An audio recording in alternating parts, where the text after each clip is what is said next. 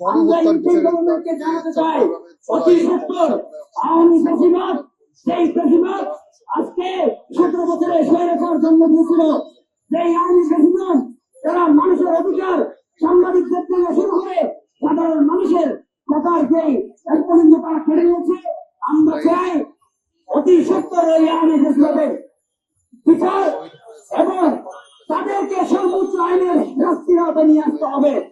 আমরা আজকে গণ অধিকার পরিষদের পক্ষ থেকে আমাদের শহীদদের এবং আমাদের আহত যারা রয়েছে তাদের আমরা পূর্ণাঙ্গ চিকিৎসা ব্যবস্থা থেকে শুরু করে আমরা গণ অধিকার পরিষদের পক্ষ থেকে এই পদযাত্রার মধ্য দিয়ে আমরা আমাদের সর্বোচ্চ শহীদদের সম্মাননা চাই। আমরা জুলাই সেই ঘোষণাপত্র আমরা সেই ঘোষণাপত্র সরকার থেকে চাই।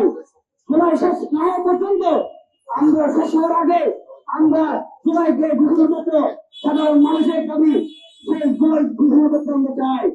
যে সংগ্রামী সহযোগিতা আসসালামু আলাইকুম। ধন্যবাদ।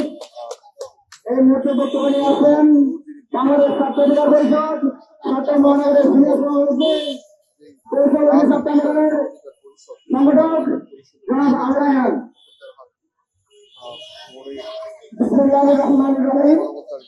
জনতার অধিকার আমাদের অধিকার, আমাদের অধিকার দেশ জনতা।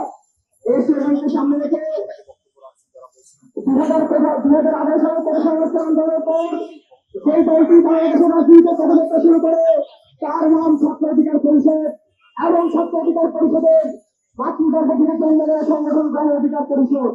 আজকে উপস্থিত সকল নেতৃবৃন্দকে সকলের মহল ছাত্র অধিকার পরিষদের পক্ষ থেকে সংগ্রামী শুভেচ্ছা এবং অভিনন্দন জানাই। আসলে আমরা আজকে এই জুলাইয়ের 18 তারিখে যে সংগঠন আমরা আজকে দাঁড়িয়েছি এই প্রাঙ্গণ আমাদের জুলাইয়ের অন্যতম একটি অংশ। এই বর্তমানে বিজয় পর্ব থেকে শুরু করে মাহবুব হামিদুল্লাহ সেদিন সেখানে জুটে দিয়েছিল। সেদিন গুলিবিদ্ধ হয়েছিল হাজারো ছাত্র জনতা, 3 জন রিক্সা চালক, রাজমিস্ত্রি, সর্বমন্ত্রী, সকল স্তরের জনসাধারণ। আমরা জানি এই হামলা কারা চালিয়েছে, তাদের নেতৃত্বে এই হামলা হয়েছিল।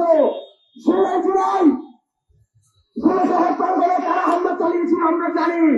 আমি যদি সেই সকল অস্ত্রধারী চিহ্নিত সন্ত্রাসীদের নাম বলি, যুবলীগ নেতা খেলাবাদ চৌধুরী বাবর, সন্ত্রাসী চাঁদাবাদ নুরাজুল রানী, স্বেচ্ছাসেবক নেতা কারায়েব এবং ভূমিদস্যু অস্ত্রধারী সিরাজ